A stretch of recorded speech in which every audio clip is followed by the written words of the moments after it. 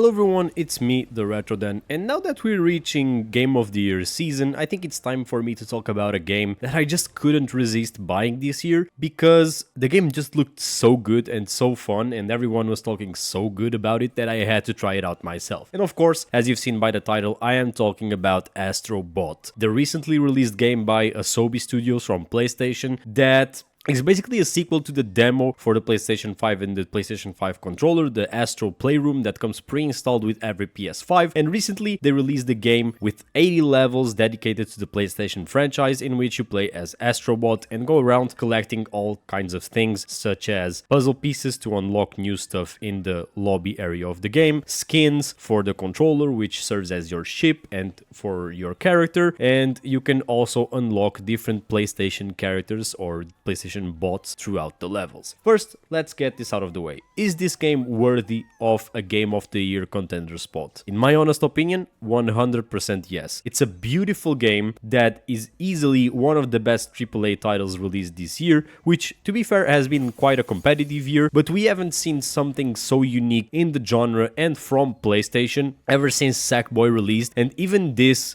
doesn't hold a hand with Sackboy because it's just way better than that game. And I really think that this is a huge revival for the 3D platformer genre, and it could easily not only revive the genre but become a landmark in it because this is just that good of a game. So yeah, it is a good platformer. The controls feel very responsive. There's some amazing physics going on in this game where everything interacts so good with everything that you do and everything that's on the map, from random objects to other characters that are lurking around. Everything interacts very well with each other, and there are no bugs. Like, I literally found 0 bugs during my playthrough. No objects clipping through each other, no weird interactions with power-ups and the characters with the objects and the levels. Everything just worked perfectly fine and I had 0 complaints throughout the game, which is something that's pretty rare when it comes to AAA games of today's day and age. And let's talk about challenge. These games are usually made out to be easy games that everyone can play and are accessible, and it's also the case with Astro Bot. It's a very accessible game that can appeal to everyone, but then there's these challenge levels in each galaxy that make it quite decent for someone who's looking for some difficulty, and these are not much. They are like, in total they would sum up to be like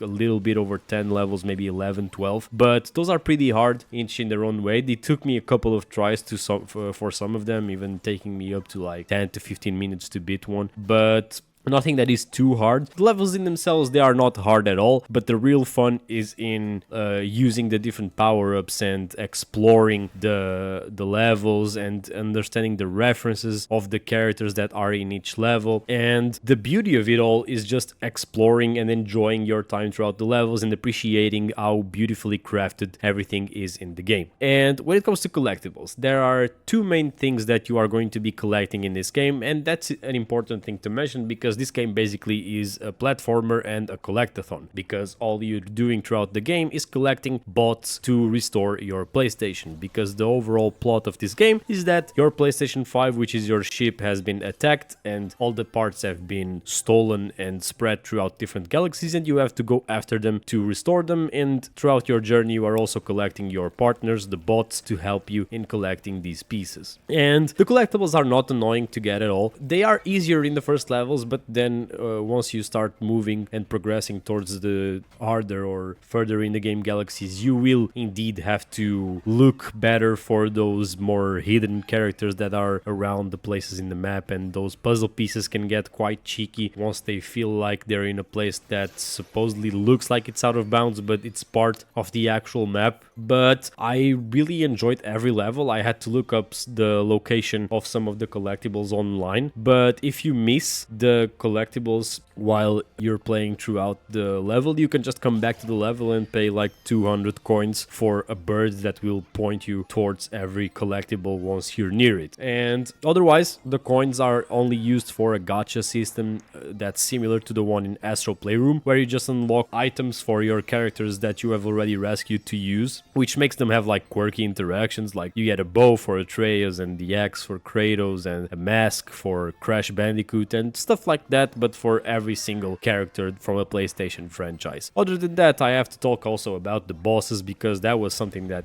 really amazed me. I wasn't expecting this high quality of bosses in a platformer. I hadn't played a platformer with such good bosses in a long time. There are a huge amount of bosses in this game, and every single one of them has unique mechanics and feels unique. The fights have a little bit of a challenge to it, but you just have to appreciate like the level design around the bosses and the entire choreography of the fights, with how the bosses react and have different attack patterns, and how the environment works together with the boss to make such amazing levels. And I think the bosses were a really good stand-up point in this game. But other than that, I'd wager this game is a very good Game of the Year contender, and I humbly joined the bandwagoning crew that's singing their praises for this game, because it definitely made the list up there for me when it comes to this year. I know we're pretty far into the year, but I've not forgotten Final Fantasy VII Rebirth. That's still my personal Game of the Year because of the emotion it brought me, but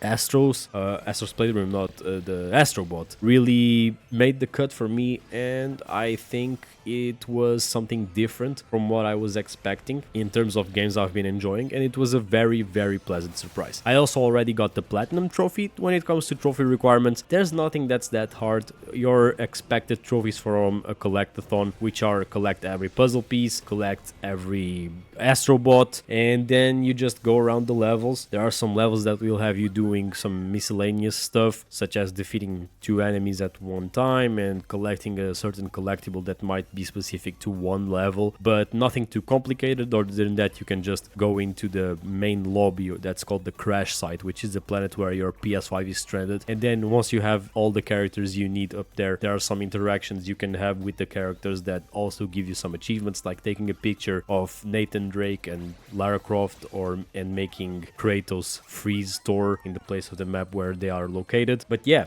if you want to know anything more about Astro Bot, I'll gladly record another video on the game, just because I enjoy it very much. But yeah, I wanted to sing this game's praises, and I hope you play it and enjoy it. And other than that, this has been the Retro Dan, and I'm out.